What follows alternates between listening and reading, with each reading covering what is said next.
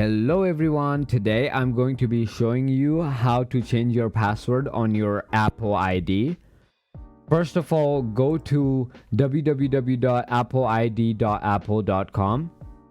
Then according to my last video, make sure you log in into your Apple ID. It will ask for a verification code. You'll have to enter that from your phone. And finally, once you have logged on into your account, on the security tab, you can see there is a change password link. Click on it. Once you have done that, you'll have to add your current password on the top tab.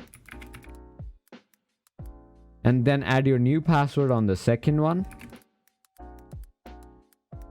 And then finally confirm your password.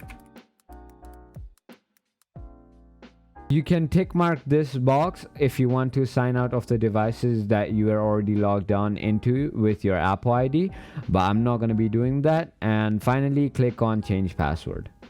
Once you've done that, congratulations, you have successfully changed your Apple ID password. For more videos like this, make sure to hit that subscribe button, and thank you for watching.